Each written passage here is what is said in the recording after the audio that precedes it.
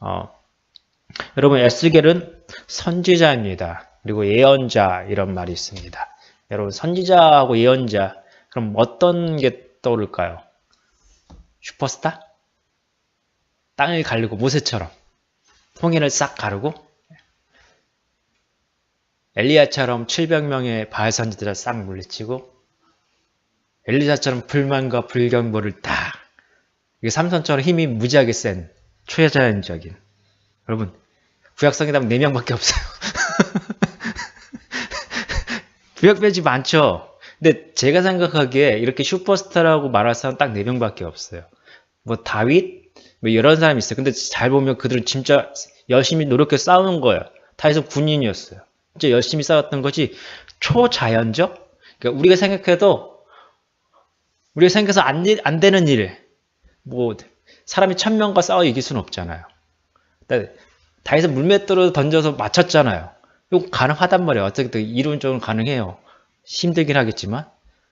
근데 홍해를 가를 수는 없잖아요, 저희가. 불만과 불병거를 볼 수는 없잖아요. 그렇다고 7번 기도해서 비가 오게 하는 그 엘리사의 기적도 이거 쉽지 않아요. 그거 이러졌는지 기도한다고 그것도 쉽지 않아요. 되긴 하지만 그것도 근데 일단 그런 기적은 별로 없어요. 엘리사밖에 없어요. 일단 찾아볼게요. 엘리야밖에 없어요. 엘리야밖에 없어요. 그런 기적이 없어요. 그러면 오늘 본문에 나오는 에스겔도 선지자예요. 근데 우리가 생각하는 그런 놀라운 기적을 행하는 선지자는 아니었어요. 그럼 어떤 선지자였을까요?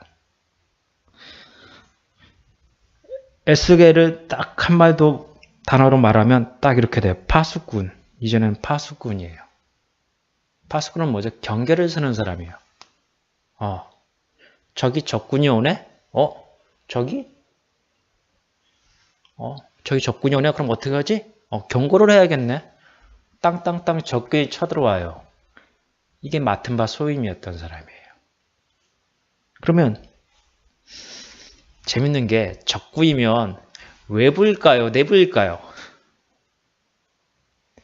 외부의 적이잖아요. 외부의 적. 파수꾼인데. 근데 에스겔서를 읽어봤거든요. 에스겔의 적은 외부의 적이 아니에요. 에스겔의 적은 바로 그가 속한 나라 국민들이에요. 그가 외부의 그의 적들이에요. 여러분 오늘 본문의 말씀 제목은 저 이렇게 잡았습니다. 파수꾼의 환경과 자격이라고 잡았어요. 파수꾼은 명예로운 직업일 거예요. 그가 외부의 적을 상대했을 때는. 근데 그가 외부의 자기 국민들을 적으로 삼았을 때 어떻게 되죠? 이만큼 비참한 게 없는 거예요. 자기 편이 없어요. 자기 편이 없어요.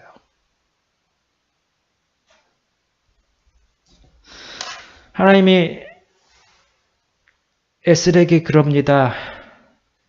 네가 경고를 하면 그 백성들이 말을 들으면 그래 너를 손해서 그들이 하면 잘된 일이야. 근데 네가 경고했는데도 그들이 말을 듣지 않잖아. 그럼 내가 그들을 처단할 거야. 근데 네가 경고조차 안 하면 그 죄를 너에게 찾을 거야. 여러분 어떤 일이 돼도요. 여러분 에스겔에게는 좋은 게 딱 한 가지 있죠.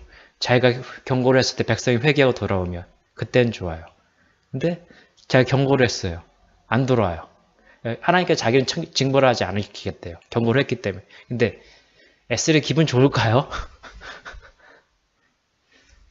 에스겔의 적은 자기 국민들이라는 거예요.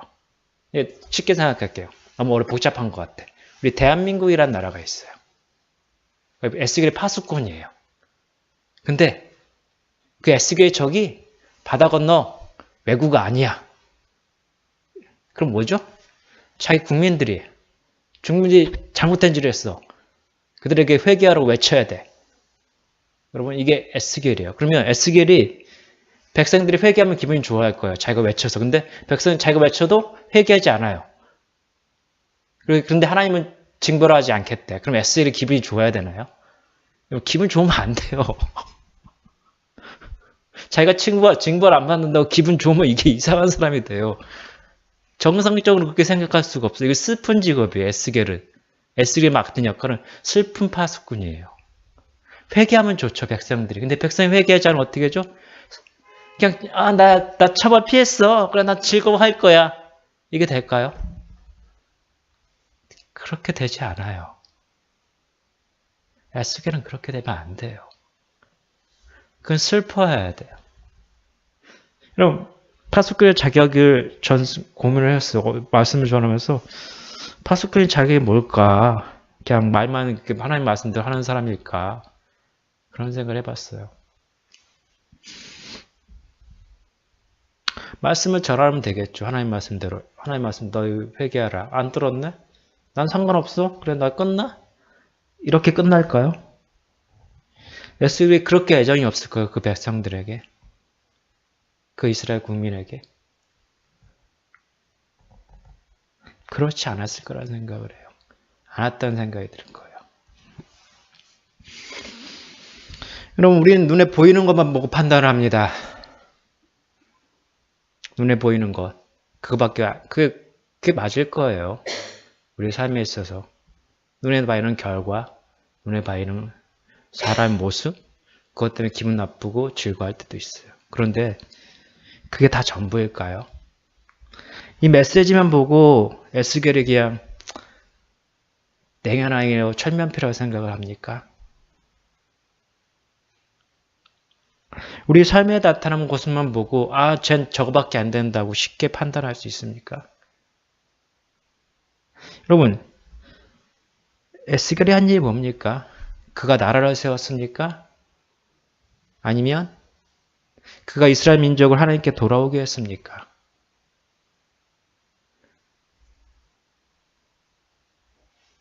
에스겔이 한 건 없어. 단지 하나님의 메시지를 전했을 뿐이에요. 그리고 그 결과는 정확히 말할게요. 성경에 안 나와 있어요. 이스라엘 백성이 회개해서 돌아왔다는 역사가 없어요. 정확히 말할게요.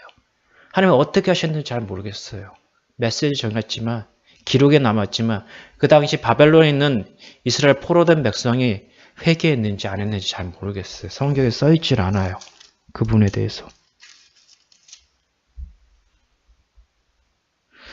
여러분, 우린 눈에 보이는 것을 판단할 수는 없습니다. 나의 삶이 이렇게 엉망이구나. 판단할 수 없습니다. 왜요? 하나님의 주시는 달란트는 명령이 있습니다. 우리에게 통하는 명령이. 근데 에스겔 같을 수도 있잖아요. 에스겔은 하나님의 명령에 순종했어요. 자기 백성에게 너희들은 이스라엘 포로돼서 바벨론 간 포로된 백성에게 필요한 게 뭘까? 위로예요. 어제 차를 운전하는데 제가 실수로 사고를 냈어. 그럼 어때? 정신없잖아. 그럼 다독이면서 아유 좀 실수하셨겠네요. 자 그렇게 해야지. 너 인마 네가 잘못했어. 그러면 안 되지. 얼마나 기분 나쁘겠어요. 듣는 사람이.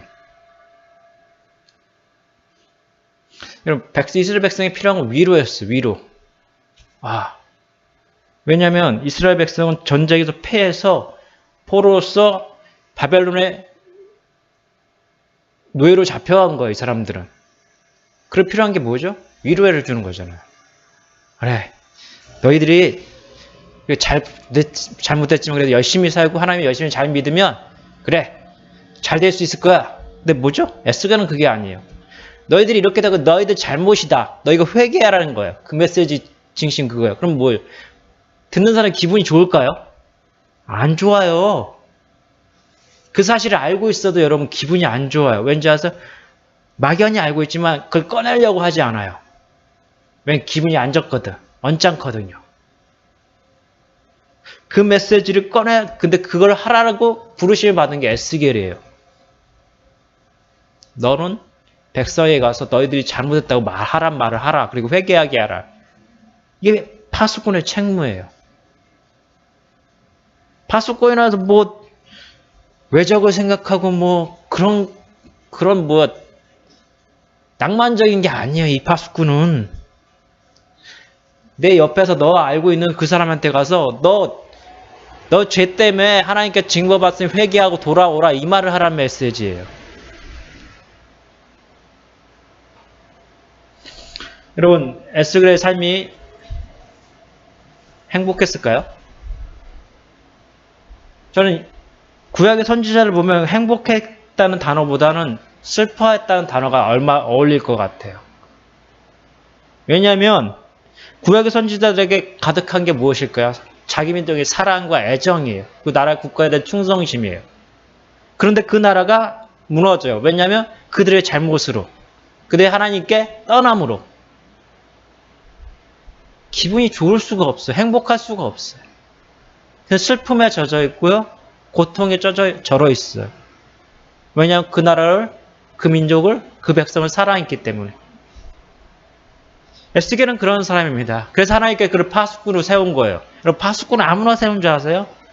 그냥 봐도 나라에 대한 애정도 없고 뭐 어떻게 굴러가는지 별로 신경도 안 쓰고 뭐 교회에 뭐 신경도 안 쓰고 그런 사람 파수꾼으로 세울 것 같으세요? 절대 그러지 않습니다. 하나님께 그 사람을 세웠으면 그 사람은 거기에 대해 합당한 눈물을 흘릴 줄 아는 사람, 하나님께 합당하게 기도해서 하나님께 울부짖을 줄 아는 사람을 세우는 거예요. 눈앞에 보이는 것, 그게 다는 아니에요. 보이지 않는 그 이면 밭에서 하나님의 그 사역을 이루기 위해 헌신하는 그 사람을 하나님께서 세우시는 거예요. 여러분, 성경은 되게 뭐랄까요? 좀 불친절한 책이에요. 제가 성경을 많이 읽었거든요. 공부도 많이 해봤는데 메시지 자체는 간단해요. 근데 이 메시지를 이해하려면 이 메시지 갖고 안 돼요. 왠지 아세요? 여러분 성경에 주석이 너무 많아요. 왠지 아세요? 그분도 노력했거든요. 이것을 보고 자기 해석을 덮으신 거예요.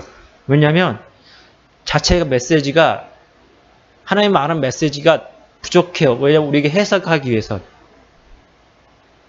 제가 그 학교 갔을 때 신학교 가서 배웠던 게 뭐냐면 배경지시라고 배웠어요. 교수님들한테. 이 본문을 이해하기 위해서는 그 본문 당시에 일어난 이게 써여진 배경을 알아야 된다고. 근데 이 성경에 안 써 있거든요. 그러니까 그 배경을 좀 알아야 돼요. 그래서 이렇게 설명을 할 수가 있는 거예요. 우리 자격과 다시 들어가겠습니다. 자격과 환경입니다. 에스겔은 자기에게 받은 소명을 이루기 위해서 무엇을 해야겠죠? 하나님 메시지를 정해야 했습니다. 백성에게 회개하고 하나님께 돌아오라는 메시지였습니다. 그런데 그 메시지 두 편에 있는 게 뭐가 문제였죠? 이들이 돌아올지 안 올지 모른다는 사실이에요. 돌아올지 안 올지 몰라요. 두 번째, 에스겔이 처한 환경 첫 번째. 두 번째, 그 대상이 자기 국민들이었어요. 잘 살아가는 국민들. 그리고 세 번째, 에스겔이 뭐죠? 기쁜 일이 아니었다는 거죠. 즐거울 만한 일이 아니었다는 거죠. 여러분, 이 본문을 정할 때 제게 고민이 됐던 부분이 있었습니다. 그래서 이 본문을 놓고 기도를 했습니다. 하나님, 에스겔은 어떻게 이런 일을 할 수 있었습니까? 하고 기도를 했었습니다. 딱 답을 하나 주시더라고요. 저가 너무 다 알고 있는 답인데, 그래서 많이 했던 답입니다. 무슨 답이냐면, 그 답이었어요. 믿음으로 했다고 에스겔 이 일을. 그때 무엇이 필요한가 고민을 많이 했어요. 도대체 뭘 어떻게 하면 이 에스겔처럼 될 수 있을까? 어떻게 하면 공부를 잘하는 걸까? 근데 공부 잘하는 것 치고 메시지가 너무 짧은데 백성에게 회개하라는 메시지밖에 없는데 왜 그럴까 했는데 답은 딱 하나였어요. 믿음이에요. 하나님 말씀하셨으니까 내가 하겠다는 그 믿음이에요. 그 답밖에 없더라고요.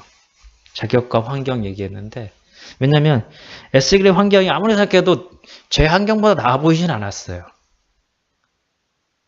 포로로 안 잡혀갔잖아요. 저기 중국이나 최나도 많이 있죠. 고구려 멸망해서 당나라로 잡혀갔을 때처럼.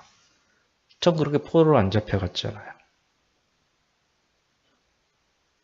그럼 뭐 하나님인데 어려움도 없잖아요. 그리고 백성들을 상대해서 나쁜 말 할 필요도 없잖아요. 좋은 얘기해도 되는데. 그런 제가 에스겔처럼 한다면 어떻게 해야 될까? 어떻게 살 수 있을까? 딱 하나 믿음이에요. 자격감 환경은 믿음이에요. 에스겔 환경.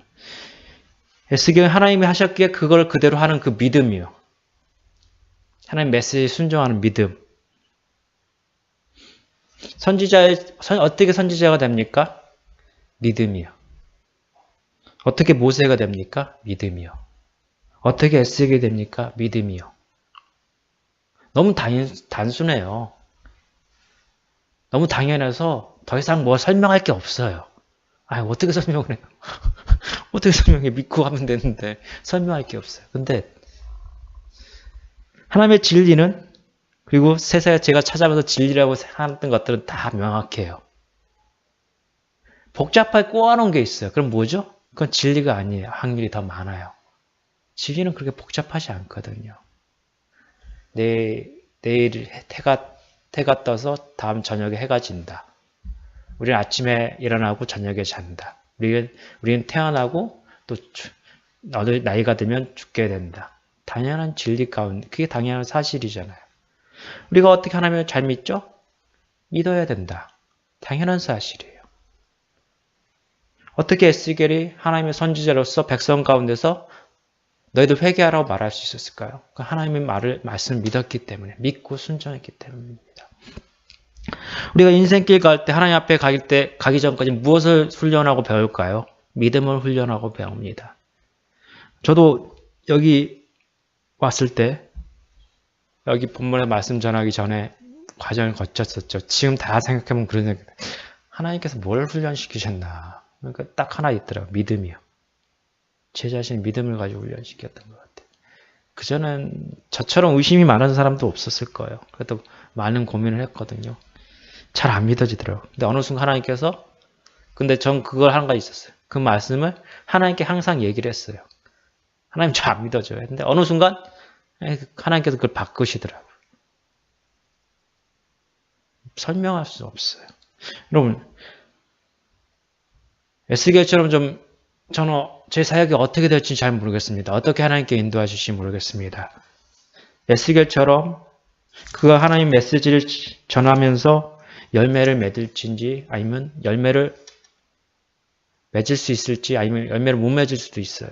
어떤 경우가 있을지 몰라요. 그런데 한 가지 확실한 거 있어요. 그전과 다른 건 뭐죠?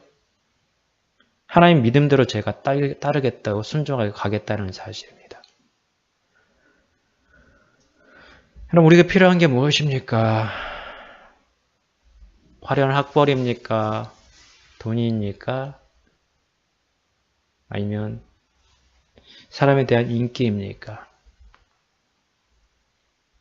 여러분, 교회 오신 분에서 신앙을 하셨다는 것은 무엇을 전제로 합니까? 그것이 허망하다는 걸 아는 사람들이 모입니다. 근데 교회 와서 그런 걸 내서는 안 되겠죠. 그럼 뭘 내서야 합니까? 하나님에 대한 믿음을 내서야 합니다. 우리 믿음을 가지고 여기까지 왔습니다. 그럼 무엇을 가지고 또 다가가야 합니까? 여기까지 믿음을 가지고 왔으면 또 믿음을 가지고 또 하나님 갈 때까지 가야겠죠. 그 열매 있고 없고는 우리 손에 달린 게 아닙니다. 하나님 메시지는 그거잖아요. 네가 선포해서 백성이 회개하면 좋지만 회개하지 않아도 너는 책임이 없다. 이게 뭐죠? 네가 나에 대한 믿음을 가지고 그 일을 해라는 거예요. 그 일을 했을 때 네 결과가 좋든 안 좋든 너에게 내가 어떠한 책임도 묻지 않겠다는 거예요.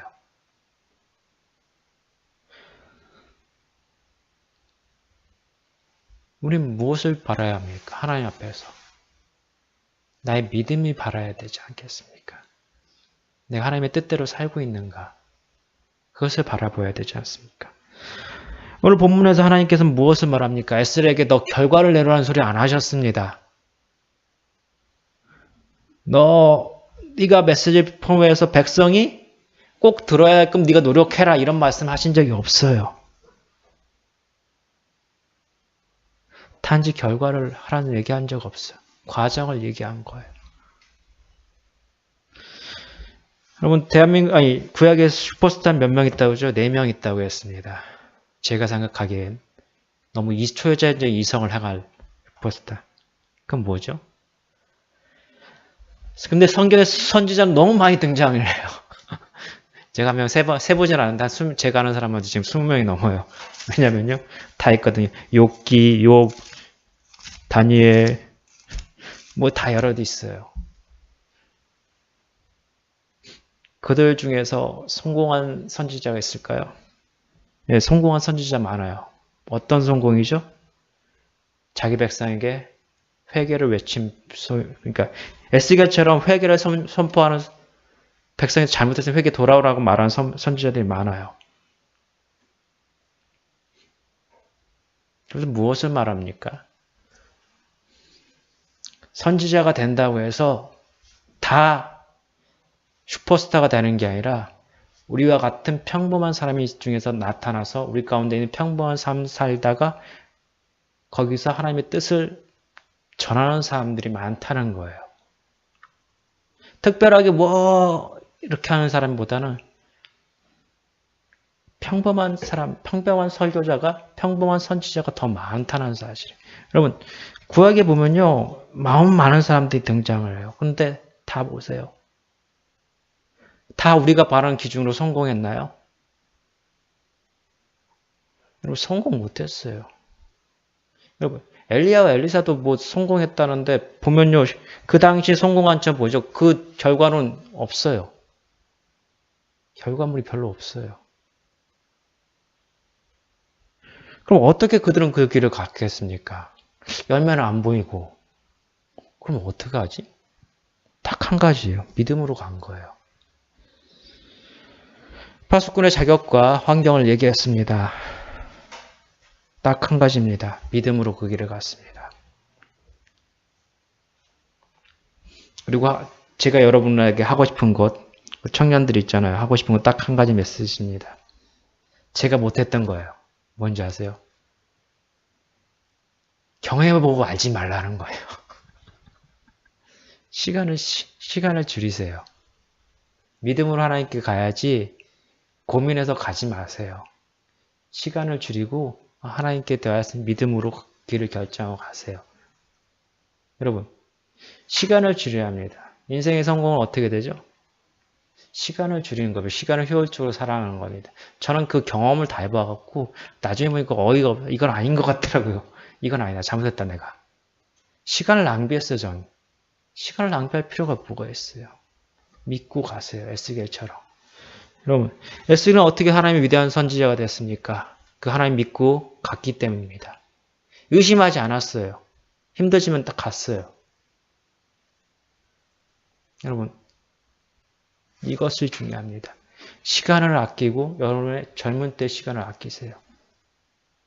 지금 결정 못했다면 지금은 결정하세요. 내가 믿음을 가지고 가겠다. 나의 남은 생 하나님께 의탁하며 가겠다. 하나님이 인도하실 것입니다.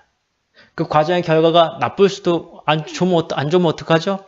여러분, 에스겔에도 하나님께서 그러시잖아요. 과정은 너에게 결정된 게 아니, 그러니까 결과는 너에게 결과가 중요한 게 아니라고 하나님께 말씀하시잖아요. 너 결과는 네가 해. 결과는 너랑 상관없으니까. 그러니까 우린 믿음을 갖고 그 길을 가기만 하면 되는 거예요.